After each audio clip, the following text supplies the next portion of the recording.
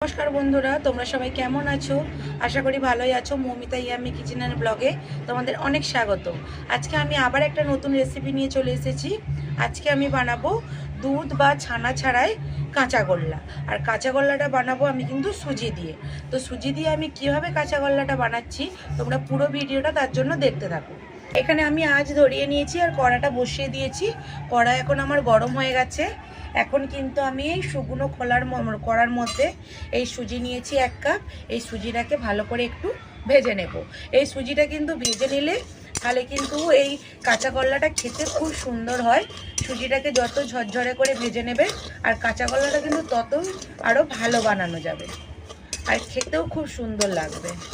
সুজিটা কিন্তু আমি বেশি লাল করে ভাজবো না, এটা কিন্তু সাদাই থাকবে, নালে কিন্তু কাঁচা গোল্লা যে বানাবো তার রঙটা কিন্তু লাল লাল হয়ে যাবে। সেই জন্য কিন্তু আমার সুজিটা বেশি লাল করব না। সুজিটা আমার কিন্তু এই যে ঝরঝরে হয়ে গেছে। এবারে সুজিটা কিন্তু আমি নামিয়ে নেব। সুজিটা আমার হালকা ভাজা হয়ে গেছে। আর সুজিটা ভেজে নিলে সুজির একটা কাঁচা গন্ধ সেটা কিন্তু লাগে না।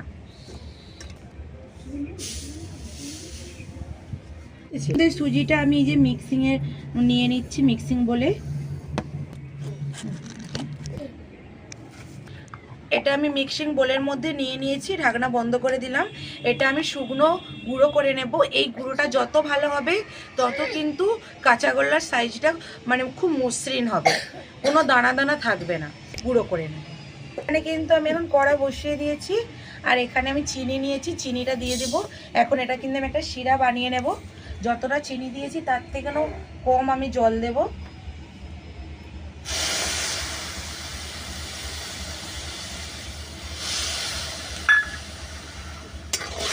এই চিনিটা গলতে থাকুক।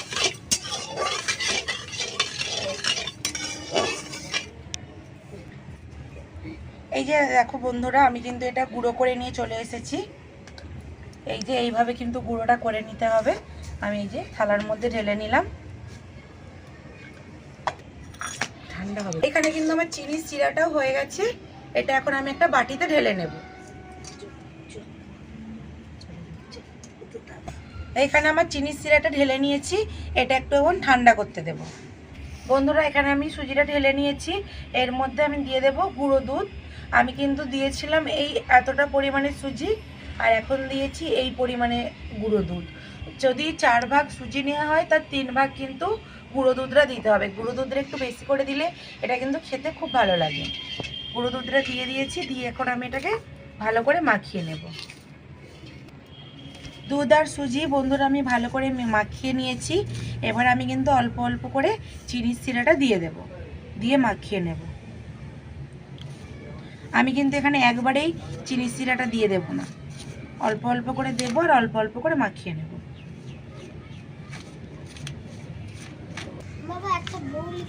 আর এইদিকে কিন্তু অর্ণব বসে পড়েছে, দেখো আমার কাছে। ও এখন বসে বসে দেখছে যে মা কি মিষ্টি বানাচ্ছে। ও তখন থেকে বলেই যাচ্ছে, মা তুমি কি মিষ্টি বানাচ্ছ। ও আগে খেয়ে দেখবে কি মিষ্টি বানানো হচ্ছে। বন্ধুরা, এখানে কিন্তু আমি এটাকে ভালো করে মাখিয়ে নিয়েছি, বেশি কিন্তু নরম করিনি, এইভাবেই মাখিয়ে নিতে হবে। এইবার আমি এটাকে অল্প অল্প করে নিয়ে গোল গোল করে নেব, কাঁচাগোল্লার শেপ দিয়ে নেব। আমি কিন্তু হাতে একটু ঘি বুলিয়ে নেব। আর এটা কিন্তু একটু ঘি না বুলোলে এটা ভালো করে পাকিয়ে শেপ দেওয়া যাবে না, সেই জন্য ঘি মাখিয়ে নিয়েছি। নিয়ে এই যে অল্প অল্প করে আমি মিষ্টিগুলোকে নিয়ে ভালো করে শেপটা দিয়ে দেব।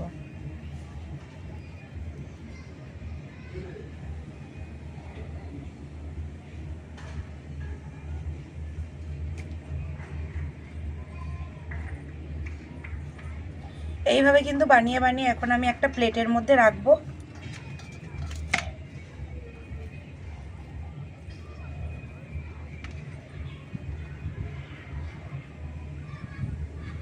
এইভাবে কিন্তু আমি সবগুলো বানিয়ে নিয়েছি।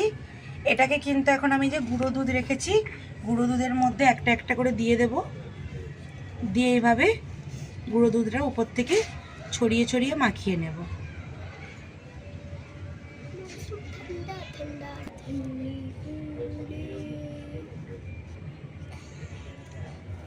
এইভাবে কিন্তু সবগুলোকে আমি এই দুধের মধ্যে দিয়ে ভালো করে মাখিয়ে নেব।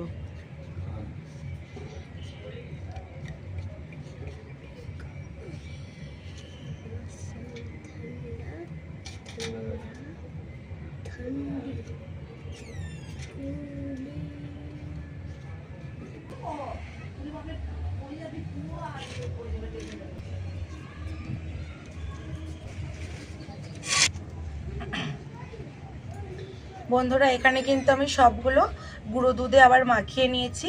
আর দেখতে এখনই কিন্তু পুরো কাঁচাগোল্লার দোকানে যেরকম কিনতে পাওয়া যায় মিষ্টির দোকানে সেরকমই দেখতে লাগছে। আর এটাকে এখন আমি একটু সাজিয়ে নেব একটা করে কিশমিশ দিয়ে।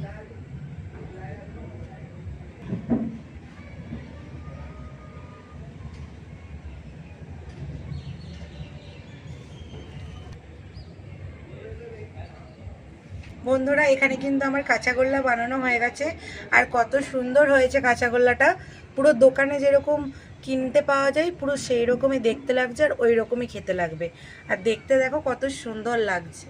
ছানা ছাড়াই যে এত সুন্দর রেসিপি হয়, মানে মিষ্টি বানানো যায়, তোমরা কিন্তু না বাড়িতে বানিয়ে খেয়ে দেখলে কিন্তু বিশ্বাসই করবে না। তার জন্য কিন্তু তোমাদেরকে বাড়িতে বানাতে হবে, বানিয়ে খেয়ে আমাকে অবশ্যই কমেন্ট করে জানাতে হবে কেমন হয়েছে।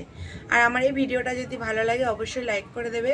চ্যানেলটা এখনও যারা সাবস্ক্রাইব করোনি তাদেরকে বলছি প্লিজ আমার চ্যানেলটা সাবস্ক্রাইব করে দাও। তোমরা আমাকে সাপোর্ট করলে আমি তবে এগিয়ে যেতে পারবো, তার জন্য কিন্তু চ্যানেলটা সাবস্ক্রাইব করতে হবে।